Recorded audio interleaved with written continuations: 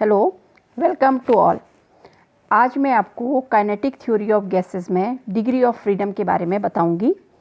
Degree of freedom क्या होता है, किसी गैस की डिग्री ऑफ फ्रीडम क्या होती है। तो degree of freedom is the possible independent motion a system can have. Okay, जितने भी इंडिपेंडेंट वेज में वो सिस्टम मूवमेंट कर सकता है उसे हम डिग्री ऑफ फ्रीडम कहते हैं। तो डिग्री ऑफ फ्रीडम तीन टाइप की होती है। एक है translation motion, rotational degree of freedom और वाइब्रेशनल डिग्री ऑफ फ्रीडम। ये थ्री टाइप से क्योंकि मूवमेंट हो सकते हैं। ट्रांसलेशन मोशन हो सकता है, रोटेशनल मोशन हो सकता है और वाइब्रेशनल मोशन हो सकता है। तो यानी कि इतने टाइप की डिग्री ऑफ फ्रीडम भी हो सकती हैं। ठीक है, तो गैस में अगर हमने डिग्री ऑफ फ्रीडम को कैलकुलेट करना है तो उसके लिए हम फॉर्मूला अप्लाई करते हैं F = 3a - b। यहाँ पर a जो है वो नंबर ऑफ पार्टिकल्स हैं और जो b है वो नंबर ऑफ रिस्ट्रिक्शन को शो करता है। ठीक है, अब हम देखेंगे कि वन बाय वन की डिफरेंट जो गैसेज है, different gases means monoatomic, diatomic या ट्राइएटॉमिक गैसेज हैं, उनकी डिग्री ऑफ फ्रीडम हम कैसे कैलकुलेट करते हैं। ठीक है, तो हम पहले आते हैं मोनोएटॉमिक गैस पर। मोनोएटॉमिक गैस जैसे कि हमें पता ही है, monoatomic gas can move in any direction in space. Okay, that means इसके पास कितनी 3 इंडिपेंडेंट मोशन हो सकती हैं, तो इसकी 3 डिग्री ऑफ फ्रीडम होगी। ठीक है, ये तो हमने ऐसे बताया। अब इसको हम अगर कैलकुलेट करना है तो F = 3a - b फॉर्मूला होता है। यहाँ पर a हम 1 पुट करेंगे क्योंकि नंबर ऑफ एटम 1 है। इन सारी गैसेस में नंबर ऑफ एटम 1 है ना, तो हर किसी, जैसे नियॉन के लिए निकालना है हमने मोनोएटॉमिक गैस के लिए कि इसकी डिग्री ऑफ फ्रीडम कितनी होगी, तो a = 1 पुट करेंगे, b = 0, नंबर ऑफ रिस्ट्रिक्शंस कुछ नहीं है। ठीक है, बाउंडेशन कुछ नहीं है, तो इसके लिए जो कैलकुलेट करके आएगा वो कितना आएगा, F = 3 आएगा। तो ये 3 ट्रांसलेशन डिग्री ऑफ मोशन होती है। ठीक है, ये ट्रांसलेशन की यहाँ पर n टाइप नहीं हुआ है।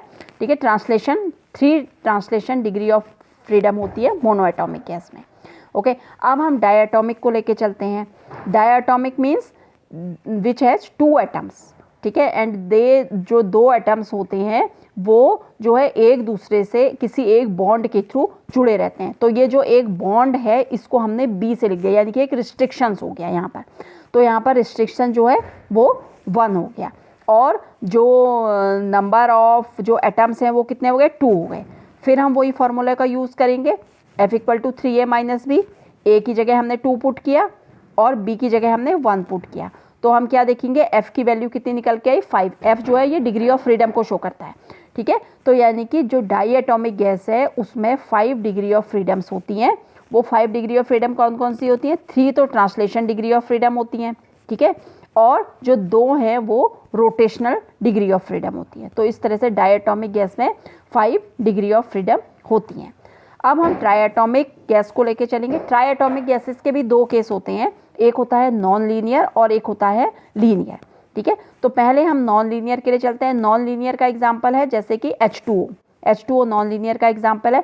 तो हम देखते हैं कि जैसे ये बना हुआ है, यहाँ पर नॉन लीनियर के लिए डायग्राम बना रखा है। तो इसमें हम देख रहे हैं कि 3 बॉन्ड्स हैं ये। ठीक है, यानी कि 3 रिस्ट्रिक्शंस हैं। तो B की वैल्यू कितनी हो गई, 3 हो गई। और A जो है वो कितना है, ट्राइएटॉमिक गैस है, तो A जो है 3 नंबर ऑफ एटम्स या नंबर ऑफ पार्टिकल्स 3 हो जाएंगे इसमें।